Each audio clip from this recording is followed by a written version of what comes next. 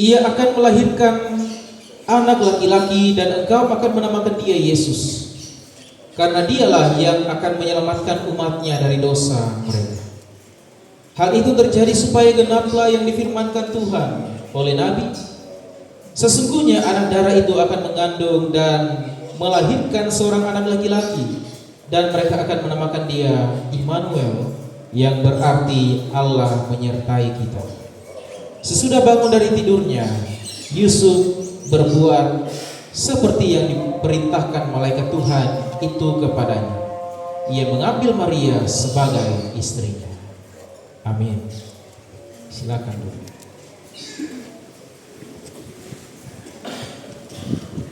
Salam PKBT. Tolepi. Pisam. Salam PWGT. Jayalah PWGT. Jayalah PWGT. Damai di hati. Salam PWGT. Kader siap putus. Sekolah minggu siap-siap. Siapa kita? SMGT. SMGT. Luar biasa dalam Kristus. Baik, terima kasih. Shalom. Shalom. Bapak Ibu Saudara, dari firman Tuhan yang kita baca diberikan tema masih tetap tema yang sama. Allah hadir untuk menyelamatkan keluarga. Allah hadir untuk menyelamatkan keluarga. Dan share khusus malam ini, malamnya bapak-bapak ya, malamnya bilanglah kaum laki-laki, menyala laki-laki, baju baru, mantap, keren.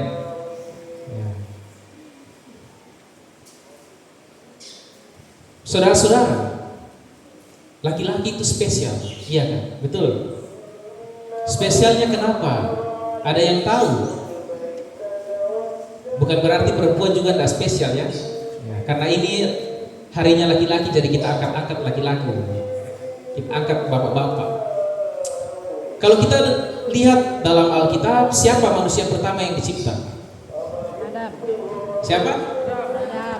Adam. Adam. Dan Adam itu mewakili semua laki-laki. Adam yang paling gagah, paling pertama, paling ganteng. Orang yang paling ganteng di dunia itu Adam. Nah, kalau kita lihat penciptaan manusia itu diciptakan pada hari keberapa? Ke-6 ya, terakhir kan? Iya. Ya, setuju ya? Ke-6 ya. Tidak ada lagi penciptaan setelah itu. Betul ya? Karena di hari ke-7 Tuhan istirahat, hari Sabat. Nah, dan kalau kita ingat, ketika Tuhan sudah menciptakan semuanya, Tuhan katakan apa? Semuanya baik, ya. Sungguh amat baik. Betul ya? Sungguh amat baik. Tetapi Bapak Ibu Saudara, pertanyaannya, kenapa setelah sudah diciptakan semua sungguh amat baik, kenapa harus dibuat seseorang lagi yang namanya siapa? Hawa, yang namanya perempuan. Kan sudah baik semua. Jadi logika kita kan tidak perlu lagi ada seseorang kan? Dalam logika kita cukup satu lah, karena sudah sungguh amat baik Tuhan menciptakan.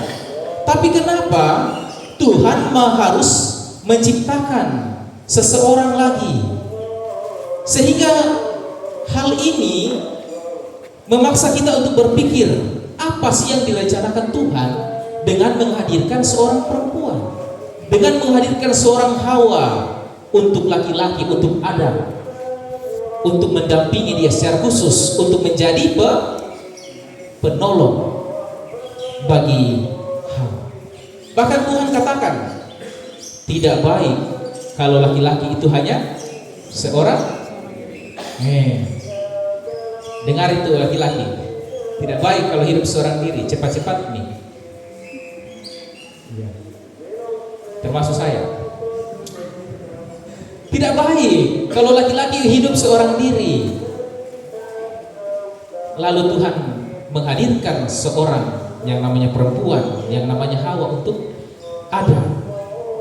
Kenapa laki-laki itu tidak baik seorang diri, Bapak Ibu? Tentu ini menyangkut peran, ya, dan fungsi dari keluarga. Karena nanti laki-laki akan berkeluarga, nanti laki-laki akan kawin, ya. Kalau misalnya cuma laki-laki, mau sama siapa? Karena ada rencana kekal Allah. Dan ketika berumah tangga, ketika berkeluarga, laki-laki akan menjadi seorang ayah, ya, seorang ambe, dan punya peran yang luar biasa di dalam keluarga. Mana suaranya bapak-bapak? Cuma satu orang ke bapak-bapak di sini. Salam PKB. Ya, bapak-bapak yang ada di sini, ya, istri-istri lihat nih. Apakah suami-suami kita adalah suami-suami yang baik? Baik, ya? Baik, amin. Baikkah kita di rumah bapak-bapak? Ya. Karena ada itu ayah yang baik, ada bapak-bapak, ada laki-laki yang baik, sangat baik. Tapi ada juga seorang ayah atau laki-laki yang tidak baik. Laki-laki yang tidak setia, suka selingkuh, suka lirik cewek-cewek. Ya. Adakah di sini? Ada laki-laki, ya, mungkin di luar sana, ya, yang ingin sekali menceraikan istrinya karena ada wanita idaman lain. Ada juga laki-laki yang seolah-olah dia itu seorang yang bertanggung jawab. Dia merasa diri bertanggung jawab karena dia katakan dia selalu menyediakan kebutuhan-kebutuhan keluarga, tetapi tingkah lakunya di rumah itu suka menyakiti. Ya, adakah laki-laki, bapak-bapak seperti itu? Merasa diri seorang pemimpin, jadi semena-mena saja di rumah.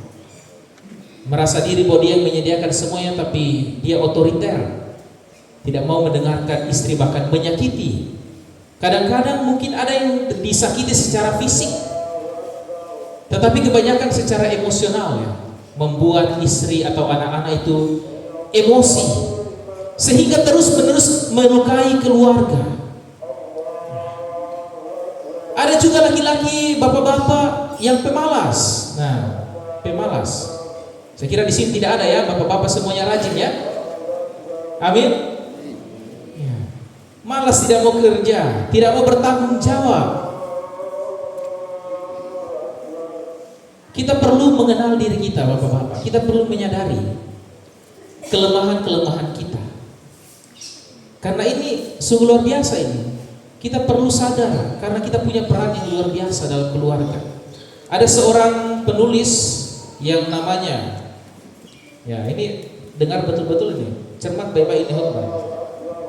Kalau mau dapat door prize dan selalu diingat, ya. Ada seorang ahli yang bernama Tom Eisenman. Tom Eisenman. Apa? Tom Eisenman. Ya. Awas salah sebut. Dia katakan dalam bukunya seperti ini, bahwa laki-laki itu memiliki kelemahan dalam dirinya. Ada beberapa kelemahan dalam dirinya, ya. Yang pertama itu dikatakan bahwa hampir semua laki-laki itu memberikan yang terbaik dari dirinya. Setiap potensi-potensi, setiap pemikiran-pemikiran yang terbaik itu dia berikan, dia curahkan itu semua di tempat kerjanya. Betulkah? Jadi semua energinya itu dia curahkan di tempat kerjanya. Jadi kalau misalkan dia pulang kerja, dia sampai di rumah, dia sudah loyo. Ketika dia sampai di rumah, dia hanya mau dilayani. Nanti kalau ada anaknya datang mau main-main sama bapaknya, dia katakan, sana, main sama mama sana, main di luar sana, bapak capek. Dia hanya mau dilayani. Karena energinya semua itu dia curahkan semua di tempat kerjanya. Jadi kalau di rumah, ya, sudah tidak ada semangat untuk mungkin mau bercerita, mau berkomunikasi dengan istri, ya tinggal tidur di rumah. Tidak ada pelayanan bagi keluarga. Nah, itu yang pertama. Adakah yang seperti itu di sini? Kayaknya kebanyakan ya bapak-bapak seperti itu. Ya. Yang kedua, dia itu ada banyak laki-laki yang berpikir dia mencintai istrinya, mencintai anak-anaknya, karena dia merasa bahwa dia menjadi ayah yang luar biasa. Dia katakan, saya tidak selingkuh, saya tidak berzina, tapi istri dan anak-anaknya itu tidak merasa dicintai. Ya, karena sikap-sikap yang ada dalam dirinya. Dia merasa dia dikasihi, dia merasa dia mencintai suami, mencintai istri dan anak-anaknya, tapi sebenarnya mereka tidak merasakan itu. Ya, itu yang kedua. Lalu yang ketiga adalah ada banyak laki-laki, ya, mereka sudah usia 40 sampai 55 tahun, tapi masih memelihara jiwa anak muda, ya, masih merasa PPKT dalam jiwanya. Ini kalau misalkan dalam hal positif ya bagus, semangat, tapi dalam hal dia merasa bahwa dia masih bujang, sehingga entah di tempat kerjanya kah atau di mana, dia selalu membangun hubungan dekat dengan wanita, entah itu dengan teman kerjanya, entah itu dengan siapa, karena dia merasa bahwa dia masih bujang, dia masih gagah, masih ganteng, masih dilirik-lirik oleh cewek-cewek, ya, oleh ciwi-ciwi, dan itu adalah potensi besar untuk bisa berselingkuh. Nah, adakah bapak-bapak yang merasa seperti itu? Jadi kalau misalkan pergi keluar, ya mungkin 30 setengah jam di depan kaca itu berkaca, sudah ganteng atau tidak, sudah rapi kah? Karena dia merasa seperti itu, dia masih bolehlah dilirik oleh cewek-cewek yang lain. Nah, itu yang keberapa Bapak Ibu? Yang ketiga. Nah, adakah di sini? Yang keempat, nah ini yang paling fatal juga ini, yang menjadi penyakit bapak-bapak. Ada begitu banyak bapak-bapak atau laki-laki yang selalu memandang enteng masalah kerohanian. Nah, banyak laki-laki yang memandang enteng masalah kerohanian. Laki-laki banyak tidak merasa bertanggung jawab untuk pertumbuhan iman anak-anaknya, pertumbuhan iman keluarga. Semua diserahkan ke ibu-ibu, betul ya ibu-ibu ya? Adakah bapak-bapak di dalam keluarga berinisiatif untuk ajak berdoa? Mari mama, anak-anak kita berdoa. Mari kita baca Alkitab sama-sama. Minimal doa makan lah. Saya yakin tidak. Tidak dibiasakan itu, karena kita pandang enteng hal-hal kerohanian. Nah, inilah yang terjadi, Bapak Ibu Saudara, Bapak-bapak PKBGT, realita keluarga Kristen saat ini.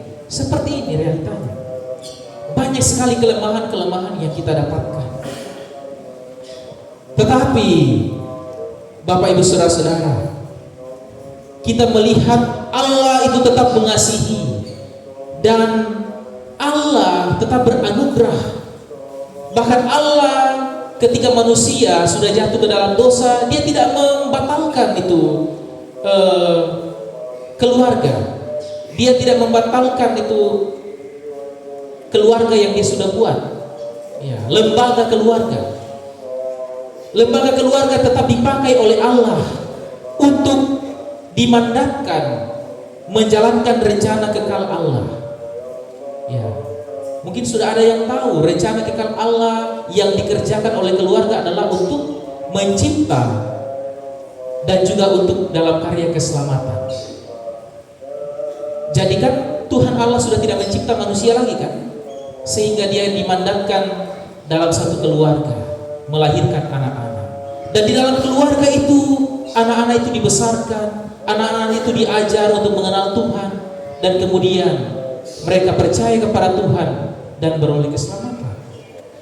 Itu peran keluarga, Bapak Ibu Saudara-saudara. Itu karya rencana kekal Allah yang diberikan kepada keluarga, yang dikerjakan dalam sebuah keluarga. Teman-teman yang masih bujang, yang akan menuju ke sana, kita perlu perhatikan ini. Kita perlu sungguh-sungguh sadar, untuk apa sih kita mau berkeluarga nantinya? Untuk apa kita mau kawin? Untuk apa kita mau menikah? Ya, tidak tahu siapa yang dalam waktu dekat ini ya. Kita tunggu saja. Kita perlu sungguh-sungguh menyadari hal itu, teman-teman. Yang paling penting adalah Tuhan menitipkan kita rencana itu untuk kita lakukan, untuk kita kerjakan. Jadi jangan sembarangan menikah, jangan sembarangan mencari pasangan. Nanti kita menyesal seumur hidup. Perlu kita gumuli itu. Secara khusus bagi laki-laki, secara khusus bagi kita kaum laki-laki.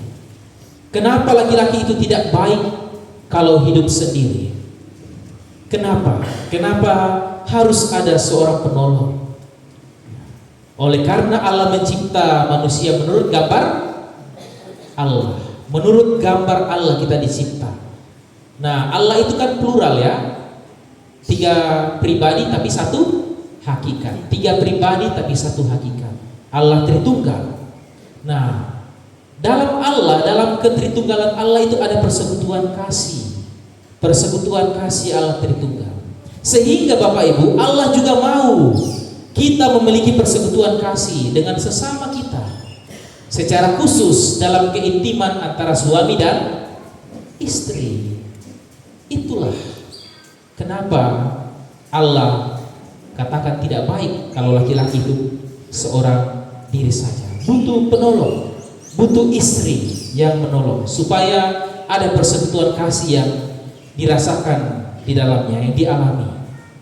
Sehingga laki-laki itu tidak hanya hidup bergantung pada dirinya sendiri. Meskipun laki-laki hebat, meskipun laki-laki kuat, tetapi Allah tidak mau bahwa laki-laki itu hanya bergantung pada kekuatan diri sendiri.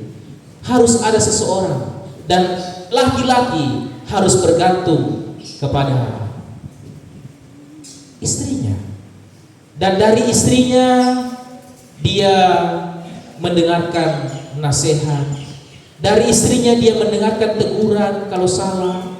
Dan istri menjadi seorang penolong bagi dia dalam banyak hal, dalam banyak hal. Sehingga itu kalau misalkan ada suami atau istri yang meninggal, dikatakan bahwa separuh jiwanya pergi. Ya. Sangat berduka kita karena separuh jiwaku pergi. Kalau misalkan ada yang tidak kuat iman, entah suami atau istri mulai sakit-sakit karena galau terus, lalu dia menyusul lagi karena sudah tidak kuat lagi menjalani kehidupan karena separuh jiwanya itu sudah pergi. Dan kalau firman Tuhan katakan 2 atau 3 orang berkumpul, di situ ada Tuhan hadir. Nah, di situ juga lah fungsi keluarga.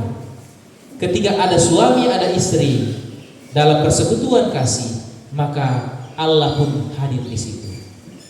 Jadi keluarga itu merepresentasikan, menunjukkan kehadiran Allah di tengah-tengah dunia ini. Di tengah-tengah dunia ini. Ya. Dan disitulah Allah mulai memimpin keluarga untuk menjalankan fungsinya sebagai keluarga Allah. Fungsi sebagai keluarga Allah. Sehingga berbahagialah keluarga-keluarga yang dipimpin oleh Tuhan.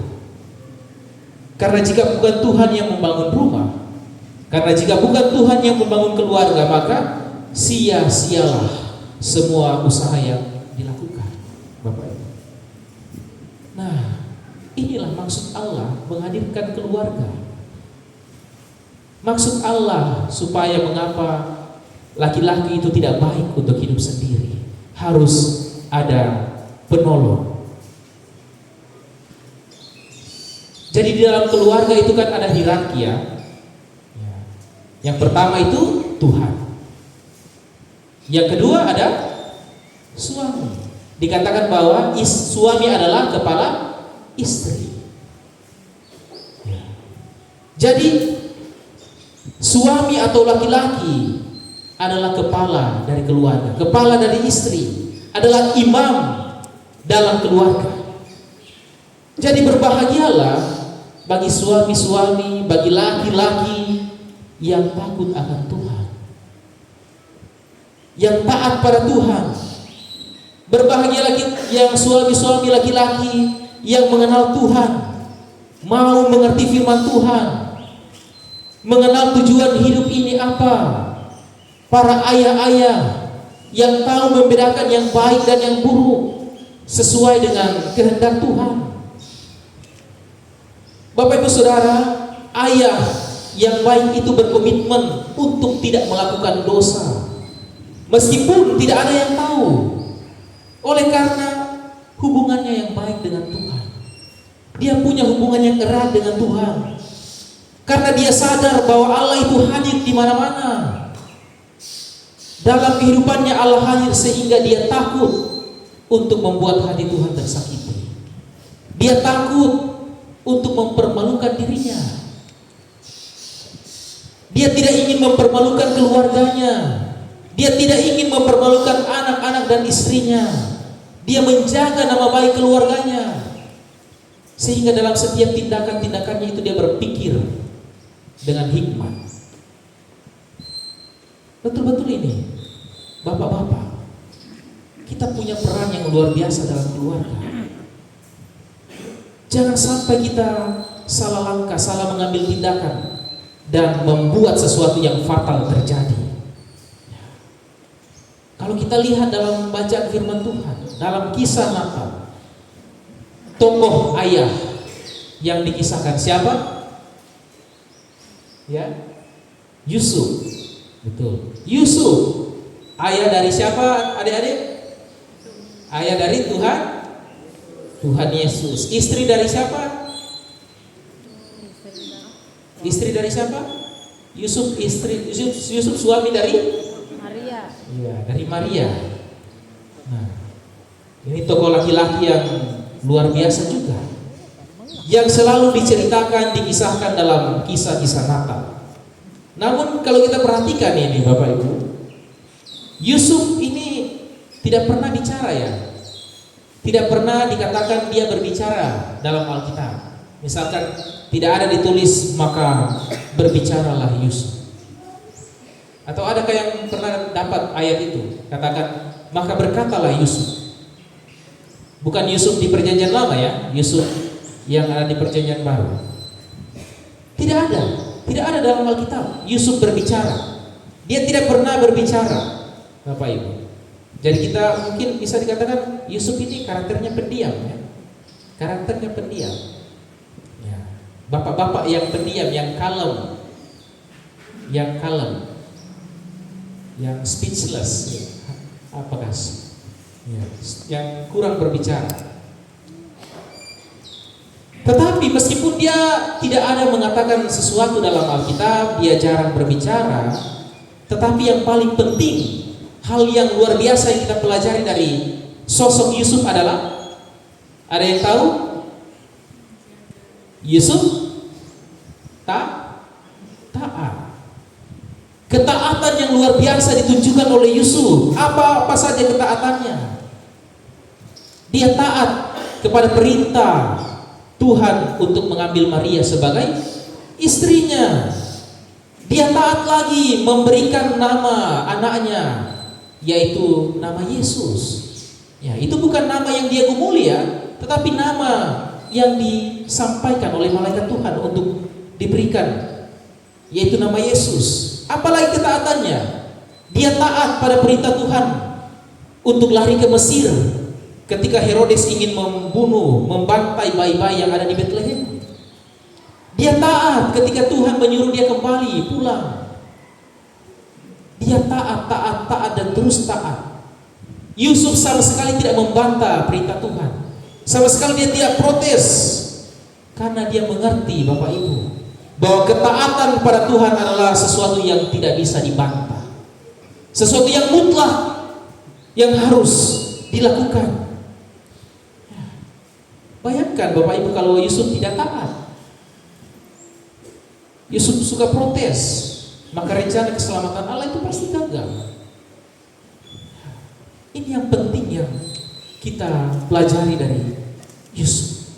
Sikap inilah yang perlu kita teladani dari seorang Yusuf, Bapak Ibu Saudara. Sikap yang tenang, sikap yang penuh dengan hikmat, sikap yang bertanggung jawab, dan yang terpenting dia beriman. Dia sosok yang baik hati, sosok yang tulus hati. Dia beriman taat kepada Tuhan. Ya, bagaimana dengan bapak-bapak jemaat Gloria Pengadam? Ya. Apakah kita sudah taat dalam kehidupan kita?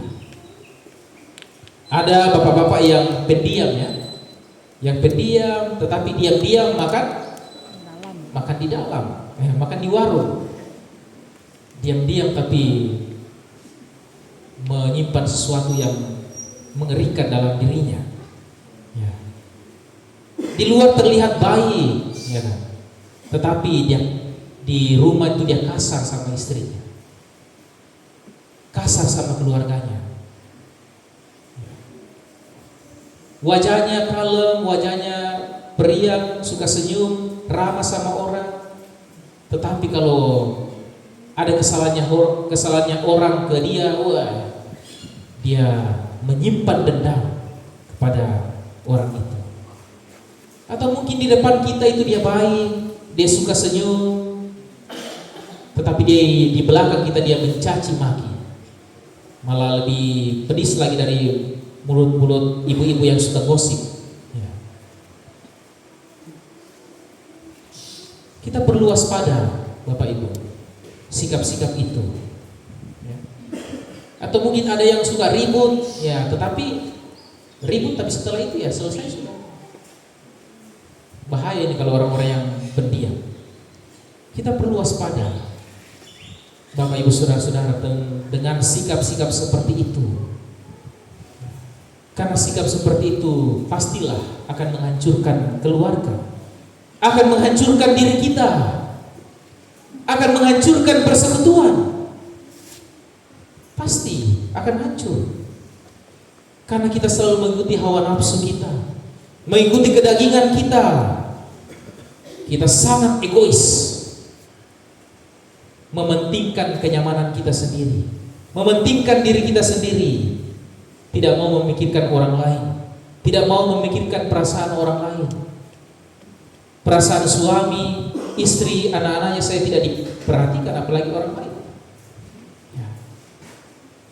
Kita perlu menyadari kelemahan kita itu dan mengubah sikap itu. Kita perlu mengubah itu semua, bapak-bapak, ibu-ibu, saudara-saudara. Karena itu Bapak Ibu, kita harus sadar bahwa kita ini kaum laki-laki, kaum bapak, punya tanggung jawab yang besar. Kita punya pengaruh yang besar, kita punya pengaruh yang kuat bagi kehidupan ini, bagi kehidupan seseorang secara khusus, anak-anak, atau mungkin kita yang sudah punya cucu. Kita punya peran, kita punya pengaruh dalam diri mereka. Bisa saja anak-anak yang kita rawat nanti ya minimal jadi ketua RT lah, iya kan? Atau nanti jadi ketua BPD ganti Bapak Morris, atau jadi langsung kepala desa, Pak Kades, ketua kepala desa, atau mungkin jadi bupati atau presiden. Kita tidak tahu kan? Kita punya harapan yang baik bagi anak-anak kita, cucu-cucu kita, dan kita punya peran di dalamnya. Bagi bapak-bapak yang punya anak banyak, ya, itu berkah yang luar biasa. Jadi banyak kesempatan kita untuk mencetak bibit-bibit unggul, untuk menanamkan hal-hal yang baik dalam diri mereka supaya mereka berpengaruh. Secara khusus mereka takut akan Tuhan, mereka beriman dan menjadi berkat di mana saja. Dan itu hal yang sungguh luar biasa kalau kita mendengar anak-anak kita membanggakan di luar sana. Betul ya Bapak Ibu ya? Kalau anak-anak kita itu sukses, kita yang bahagia.